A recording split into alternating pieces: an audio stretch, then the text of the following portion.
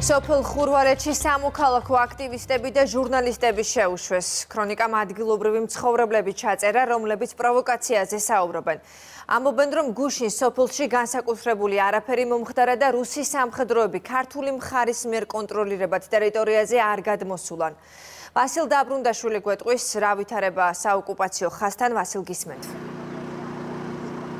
ნუცა თავდაპირველად გეტყვით, რომ სოფელ ხურვანეთში ამ დროისათვის არის სრული სიმშვიდე. ჩვენ ვიმყოფებით სოფელ ხურვანეთის შესასვლელთან პოლიციის საგუშაგო, სადაც არის განლაგებული და აქ ადგილობრივ მოსახლეობას გადაადგინება თავისუფლად შეუძლია. როგორც ჩვენ აღნიშნე, ნუცა დაახლოებით 1 საათის წინ 5 ადამიანი, რომელიც ამ ჯგუფიდან იქნა შერჩეული და ასევე ჟურნალისტები შეუშვეს სოფელ ხურვანეთში და ჩვენ შესაძლებლობა მოგვეცა, რომ ადგილზე გვენახა თუ რა ხდება სოფელში, როგორც იქ ადგილობრივები აცხადებენ, გუშინ განსაკუთრებული სოფელ ხურვანეთში არაფერი არ ხდებოდა და ის განცხადებები, რომელიც კეთდებოდა, უფრო იყო პროვოკაცია. ადგილობრივების განცხადებით, მათ რუსი სამხედროები მათ სოფელში არ უნახავთ.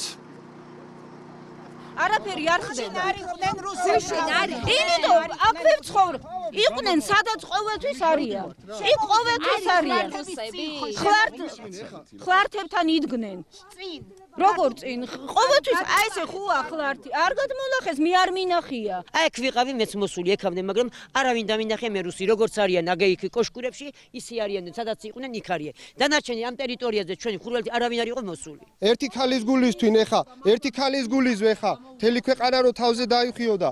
ის კაც არა ვაროა რომ მოდის აქ კიდე და რაღაც თავის გამოჩენა უნდა, ეგრას ნიშნავს ვერ გავიგე. თან თავის გამოჩენა უნდა, თან რაღაც ქულების დაწერა უნდა. რუსების, ასე ვთქვათ, ყოფნა არ დაფიქსირდა ამ ეტაპზე საქართველოს ხელისუფლების მიერ კონტროლირება ტერიტორიაზე, ანუ მაშინ გუშინდელი შემოსვლა დაასრულდა რუსების უკან გაბრუნებით. მადლობა ამისათვის ჩვენს ხელისუფლებას, რომელმაც ყველა ბერკეტი გამოიყენა ამისათვის და მოახერხა რუსების უკან დახევა და ისინი გავიდნენ ჩვენი კონტროლირებადი ტერიტორიიდან. რაც შეეხება აი ამ ყველა ფაქტს, რაც მე ახლა ჩამოვთვალე, მოგვიანებით დეტალურ შეფასებას გავაკეთებ. რუსების აქ ყოფნა არ დაფიქსირდა, მაგრამ ჩვენ ვაფიქსირებთ ჩვენს მოთხოვნას, რომ პოლიცია 24 საათიან რეჟიმში პატრულირებდეს აი ამ მონაკვეთზე. დავით კაცარავამ დღესაც განმარტა, რომ გუშინის დაეყრდნო ერთ-ერთი ქალბატონის მიერ გავრცელებული ინფორმაციას და ასევე მისი განცხადებით რუსი სამხედროები სოფელ ხურვანეთში გუშინ ერთ-ერთმა ადგილობრივმაც ნახა, თუმცა ამ ადამიანს, როგორც კაცარავა აცხადებს, ღიად საუბარი არ სურს. გუშინ ხურვანეთში განვითარებულ პროცესებთან დაკავშირებით დღეს კიდევ ერთი განცხადება გააკეთა ქეთევან ციხელაშვილმა, რომელმაც აღნიშნა, რომ მსგავსი პროვოკაციული განცხადებებისგან თავი უნდა შეიკავოს ნებისმიერმა მოქალაქემ. კიდევ ერთხელ მაქსიმალური პასუხისმგებლობისაკენ და სიფრთხილისკენ მოუწოდო ყველას. ცხადია, პირველ რიგში ჩვენი ხელისუფლების მოვალეობა, მაგრამ ასევე არც პოლიტიკოსები, არც აქტივისტები, არც მედია ბუნებრივია ამ ვალდებულებისგან გათავისუფლებული არ არის, იმიტომ რომ საქმე ეხება ჩვენი ქვეყნის უსაფრთხოებას, ჩვენი ხალხის უსაფრთხოებას, ხურვალეთის მოსახლეობას და როდესაც ჩვენ გვაქვს უკვე ძალიან მძიმე მოცემულობა ოკუპაციის, ეს ხომ არ არის ჩვეულებრივი და ნორმალური მოვლენა, რომელთაც გვინდა ვიცხოვროთ და რომელსაც შევეგუებით.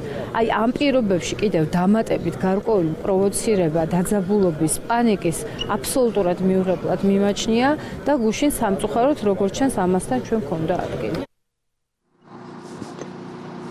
გეტყვით ასევე იმასაც, რომ სოფელ ხურვანეთში დღესაც იმყოფებოდნენ ევროკავშირის სადამკვირვებლო მისიის წარმომადგენლები, რაც შეეხება დავით კაცარავას, მან სოფელ ხურვანეთი რამდენიმე წუთის წინ უკვე დატოვა.